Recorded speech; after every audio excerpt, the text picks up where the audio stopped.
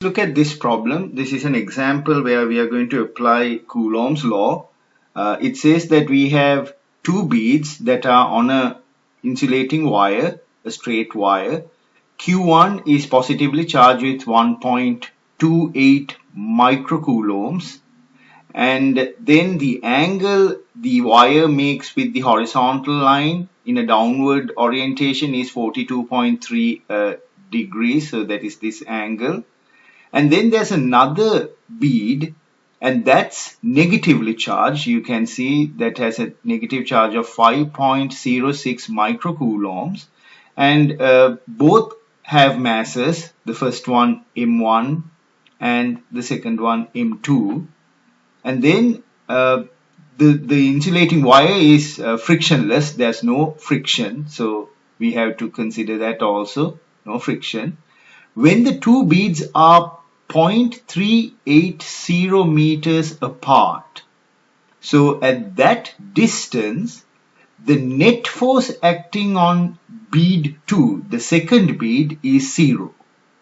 If that is the case, figure out the mass of the second bead. So the question is, figure out the mass of the second bead when the net force acting on it is 0 at this distance. So the first thing that we are going to do is we have to draw the free body diagram for M2. So our system, we have to identify what is the system. The system is just M2. And then we need to figure out, okay, a coordinate system, like an XY coordinate system. So I'm going to use the positive x-axis parallel to the inclined wire, like this, in this direction. So that's my positive x-axis. Remember, the positive x-axis does not need to be always horizontal. The y-axis does not need to be always vertical. You can orient them according to the problem so that you simplify the problem. So that is the main idea you should know. So then this is my positive y-axis. Okay. Now, relative to that, I am going to draw the free body diagram for particle M2. So, I am going to replace the mass by a dot, and then I am going to draw a trend line, kind of a line like that, showing the wire, the insulating wire. And then the first thing I am going to draw is the gravitational pull towards the earth, what we call the weight of the object, like this, and that is M2G. Since the bead is interacting with the insulating wire, there's going to be a normal force acting on the mass. So the normal force, as the name implies, is perpendicular to the surface. So the surface here is this insulating wire. So this is the second force acting on the mass M2, or the bead, the second bead. And then because of the two charges, there's going to be an electrostatic force acting on the system. You can see M1 is positively charged, M2 is negatively charged. As a result, there's going to be an attractive force between the two charges, or the two masses in this case, and that force is upward along the inclined plane, like this, Fe. Now, those are the only three forces acting on this object. Now, you might ask, how about the gravitational force between M1 and M2? Because we considered the gravitational force between M2 and the Earth. So the Earth is somewhere here, right? That's our Earth. So that means there's a gravitational pull on M2 as well as a gravitational pull on M1. When we compare with the gravitational pull towards the Earth, the gravitational force between M1 and M2 are negligible. So actually we are not going to consider the gravitational force between the two masses, but we will consider the gravitational force between the masses and the Earth, and that's what we have considered over here.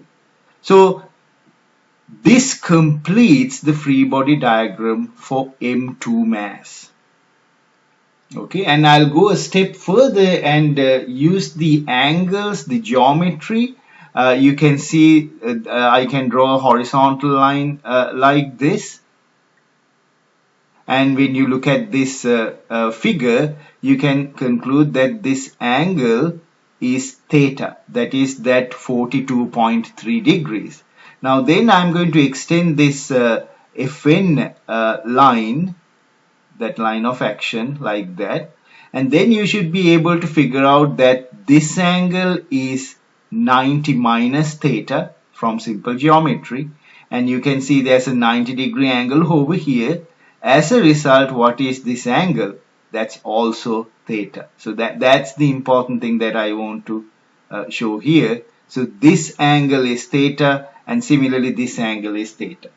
Okay, now we have figured out the positive x and the positive y. We have defined those directions as positive. So now let's resolve the forces in those directions. So that's what we do. We have vectors.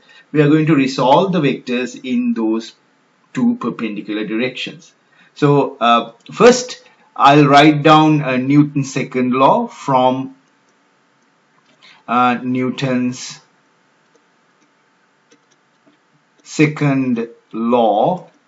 We see that all the forces F net along the x direction has to be 0, right? Because the net force acting on the object is 0. And then all the forces in the y direction, that has to be 0 as well. So this combines F net equals 0 vector. Okay, so you can see this is a vector equation. Since I am considering x and y direction, I can rewrite this vector equation as two algebraic equations, and my objective is to solve these algebraic equations to get the needed result or the solution to the answer. So along the x direction, I'm going to consider the forces. So this is, I'm going to show that this is my positive x direction in the downward direction. And if you look carefully, maybe I should draw that figure again. There's the electrostatic force upward, the normal force like that, and then the weight is like this, m2g, and then this angle, if you recall, that's our theta angle, and this is our positive x direction, and that's our positive y direction. So then along the x direction, you can see there's a component of m2g, and you should recall your vector knowledge, and you can understand that m2g sine theta is the component along the positive x direction. There's this fe in the opposite direction, so I'm going to put a negative sign as a result, minus fe, and that is equal to 0. Okay, and then along the positive y direction, I have Fn minus m2g cosine theta equals 0. So these are the two equations that I have, equation 1 and equation 2. Now we need to find m2, right? The mass of the second bead. I'm going to use equation 1 to figure out that, because in equation 2 you can see there's this normal force. It gives me the normal force. However, normal force is given by m2, which I don't know, which I need to figure out. So equation number 2 does not take me to the answer, to the solution. As a result, I'm going to consider equation number 1, consider equation number 1, and then I'm going to solve for m2. So I'm going to first write this symbolically using these algebraic terms. m2 is equal to fe divided by g sine theta. Now I'm going to use Coulomb's law to explicitly write down what is this Fv. This is an electrostatic force. So if you recall, Fe, or the magnitude of the force, not the direction, just the magnitude, is given by K, magnitude of charge 1, magnitude of charge 2 multiplied together, those two, divided by the separation squared. The separation is d, so d squared.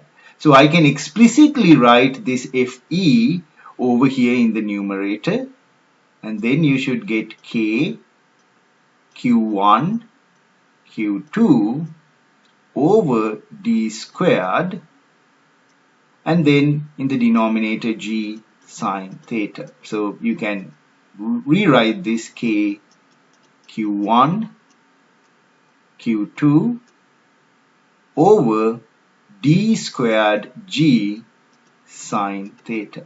Now I believe we have all the information to substitute for this expression, provided that you can remember what K stands for. K is 8.99 times 10 to the power 9, the numerical value, and then this will give us a value for M2. So let's figure that out.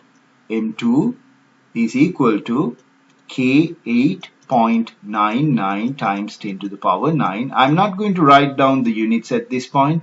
I'm going to write down the units at the very end, because I know it's the units of mass. So it's going to be kilograms the SI unit.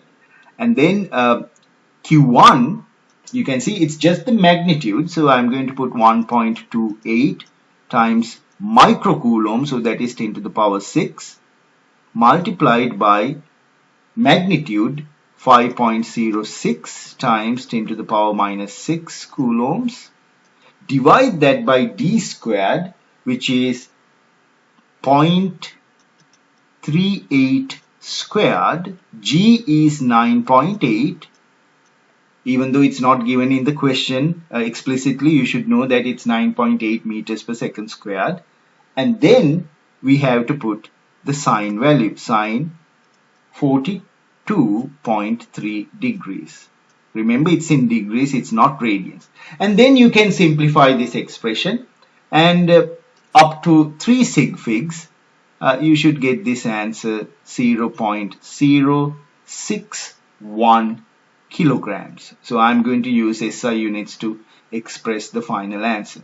So this is your answer up to 3 sig figs. So that's how you do this problem. You can see this is nothing but a vector, a force problem. You are given an equilibrium condition at a certain distance. The net force exerted on M2, the B2 is 0. And then you look at the free body diagram, you identify all the forces, and you resolve the forces such that the net effect is 0. And that's how you get the answer.